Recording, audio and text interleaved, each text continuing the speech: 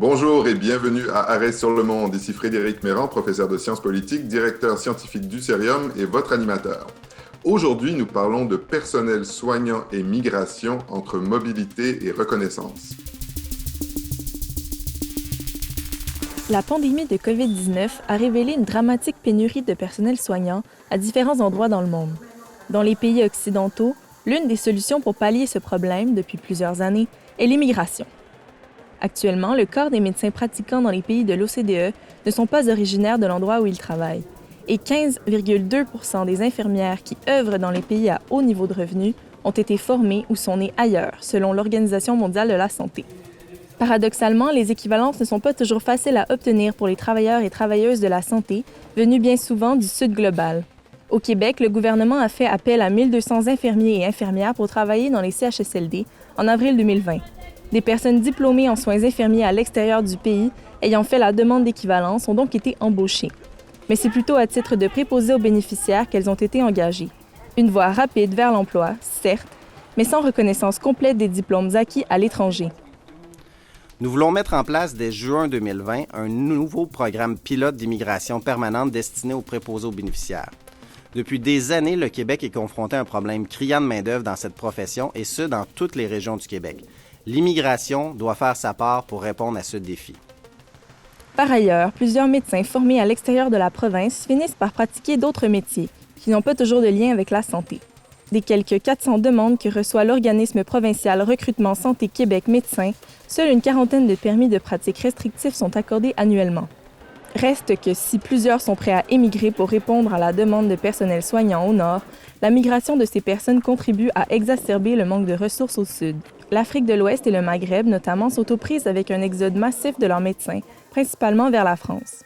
Plus du tiers des médecins du Cameroun, de la République démocratique du Congo et du Sénégal quittent pour pratiquer ailleurs. L'Inde, de son côté, est le pays qui envoie le plus de médecins à l'étranger. 69 000 de ces médecins spécialistes travaillent aux États-Unis, au Canada, au Royaume-Uni et en Australie, selon des chiffres de l'OCDE datant de 2016, ce qui correspond à 6% du total des médecins enregistrés en Inde. Or, les régions de l'Asie du Sud et de l'Afrique subsaharienne sont justement les endroits du monde où le manque de médecins se fait le plus sentir, avec respectivement un médecin par 1250 et 5000 habitants. Cependant, le phénomène de l'exode des cerveaux n'a pas que des désavantages pour le Sud. Selon certains chercheurs, l'argent envoyé par les membres des diasporas à leurs proches permet de réduire la pauvreté et d'améliorer le niveau de scolarité dans les pays d'origine. Certains migrants finissent aussi par retourner chez eux pour mettre à profit les connaissances acquises à l'étranger. N'empêche, si l'immigration de personnel de la santé qualifié se présente comme une solution de choix pour les pays développés, elle n'est pas sans impact pour les pays du Sud. Alors, le manque de main-d'œuvre dans le domaine des soins de santé est criant dans plusieurs pays du Nord. On sait que beaucoup de gens sont prêts à répondre à la demande de personnel soignant, mais d'une part, il y a des inquiétudes en ce qui a trait à l'exode des cerveaux lorsque ces personnes viennent de pays où le besoin de personnel soignant est aussi criant. Et d'autre part, on observe qu'il est souvent difficile pour ces personnes de faire reconnaître leur formation et leurs compétences lorsqu'ils et elles arrivent dans les pays du Nord. Alors, pour en parler, nous recevons aujourd'hui ma collègue Bilkis Visandje, qui est professeure titulaire à la Faculté des sciences infirmières de l'Université de Montréal et chercheuse non seulement au Cerium, mais également à l'Institut de recherche en santé publique de l'Université de Montréal. Bonjour Bilkis. Bonjour Frédéric. Alors peut-être pourriez-vous d'abord nous donner un état de la situation au Nord et plus spécifiquement au Québec. Est-ce qu'il est difficile pour les infirmiers, les infirmières étrangers de faire reconnaître leurs compétences et quels sont les principaux obstacles? Merci beaucoup pour la question. C'est d'ailleurs une question très contemporaine en ce moment avec la situation actuelle de la pandémie de la COVID-19 que peut-être nous allons pouvoir toucher un petit peu plus tard.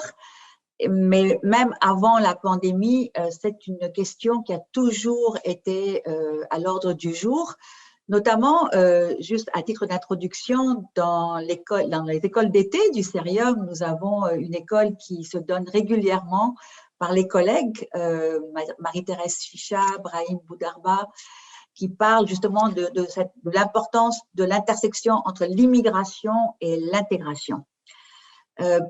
Ce qui concerne le personnel soignant, c'est sûr qu'il y a un attrait à pouvoir venir au Canada et au Québec dans la mesure où on peut se servir de la reconnaissance des qualifications professionnelles acquises à l'étranger. On appelle ça parfois l'exode des cerveaux.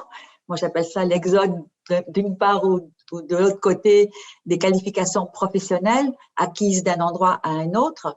Et en même temps, utiliser cette reconnaissance des qualifications professionnelles pour de faire une demande d'immigration. Et souvent, ces deux sont liés, bien sûr. Et donc, il y a des conventions, il y a des arrangements qui sont mis en place de part et d'autre. Si je parle de la profession infirmière, puisque j'en fais partie, de l'Ordre des infirmières et infirmiers du Québec, nous sommes à peu près presque 80 000 maintenant au Québec, constitués par une diversité de professionnels, notamment infirmiers, bien sûr.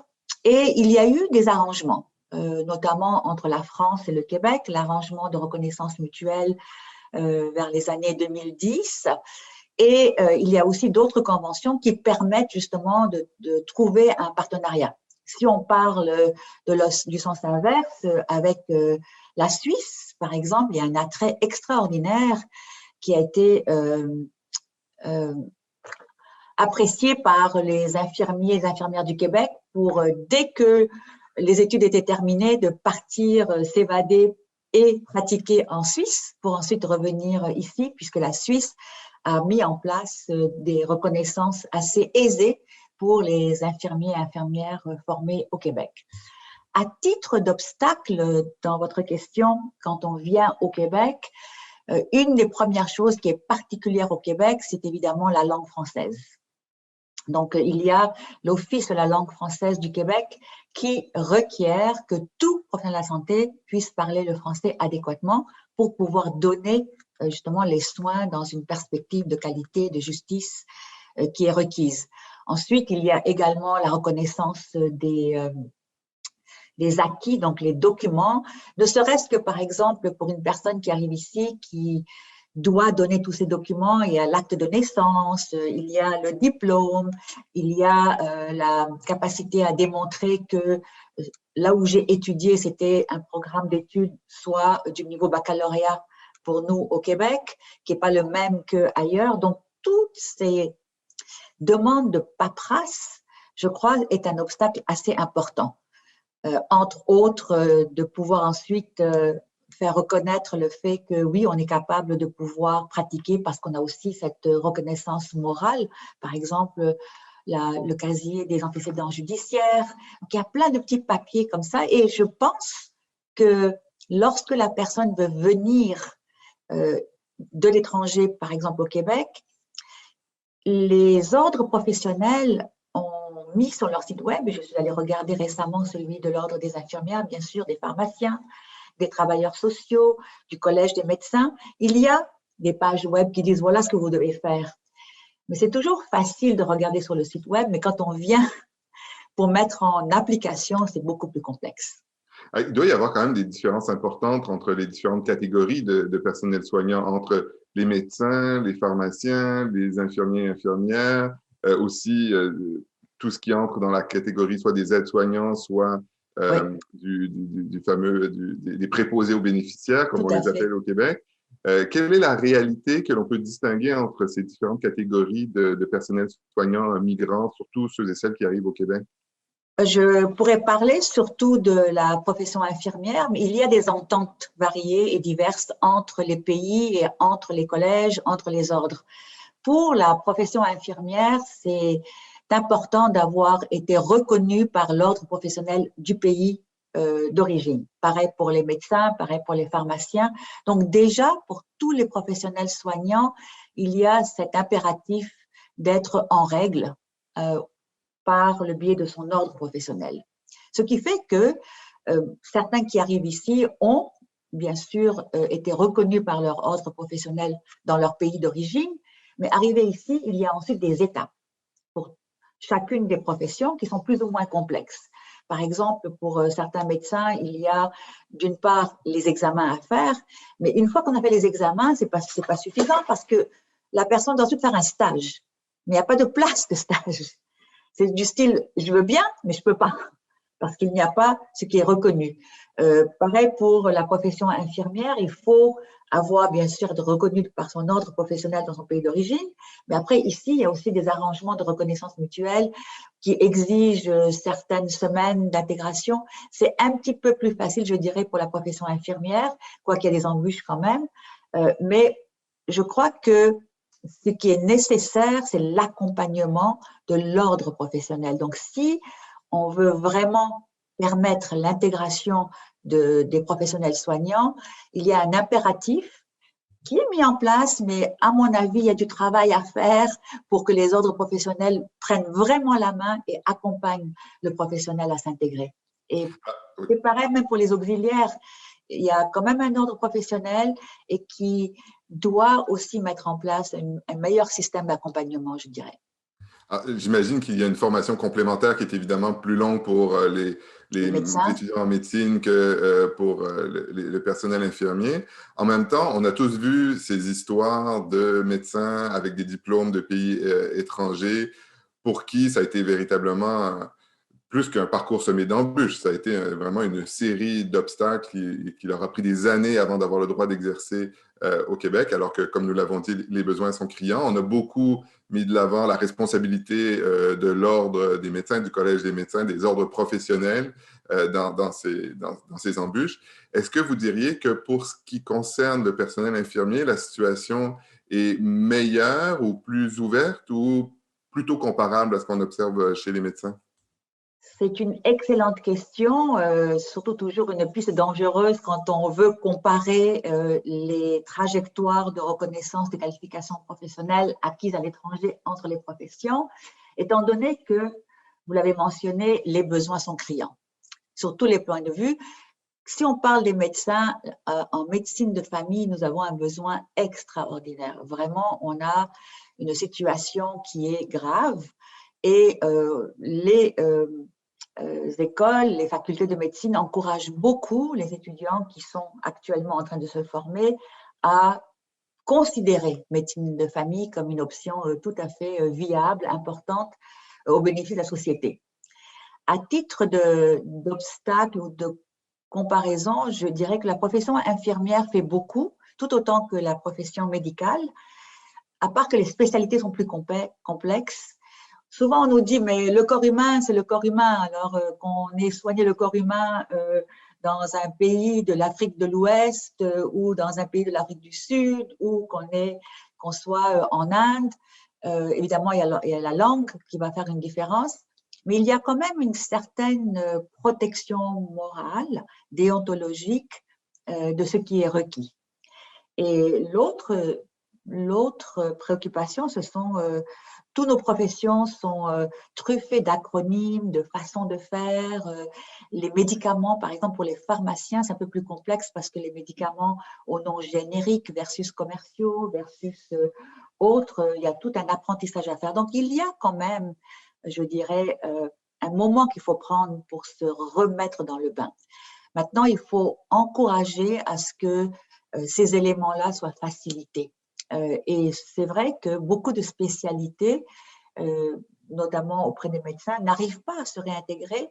Et je vous dirais, dans notre faculté en sciences infirmières, nous avons quand même plusieurs personnes qui étaient des médecins spécialisés dans leur pays et qui finalement décident que, après tout, on va essayer de rentrer dans le système par le biais de la profession infirmière, mais qui apprécient la profession infirmière et restent dans la profession infirmière.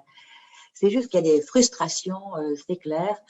Et les professions, un peu partout, ont aussi des rapports d'autorité, qui fait que ça rend un peu la qualité de la vie un peu difficile pour ceux et celles qui étaient médecins à l'étranger, qui se retrouvent infirmiers ou qui n'ont plus accès à cette profession-là. Alors, vous avez mentionné ceux et celles qui retournent au pays. Parlons justement des pays d'origine. J'ai cru comprendre dans vos propos que vous n'étiez pas trop à l'aise avec le concept d'exode des cerveaux. J'ai trouvé par ailleurs intéressant que vous parliez de cette circulation des compétences parce qu'il y a évidemment des besoins au Québec, mais il y a aussi du personnel, par exemple, infirmier qui va travailler en Suisse, comme vous l'avez mentionné. Et vous-même, vous avez beaucoup travaillé dans les pays du Sud global. Donc, vous devez quand même avoir une préoccupation à cet égard. Comment trouver l'équilibre justement entre la circulation des compétences dont vous avez parlé et le fait qu'évidemment les pays du Sud global, ayant moins de ressources, ayant moins de capacité de retenir leur personnel soignant, ils pourraient quand même, me semble-t-il, se trouver dans des situations extrêmement difficiles. Donc, comment voyez-vous les choses? C'est une excellente question parce qu'on veut encourager la mobilité. Je crois que de plus en plus, à part, nous sommes actuellement en contexte de pandémie, donc la mobilité est devenue très électronique et très techno, mais elle continue.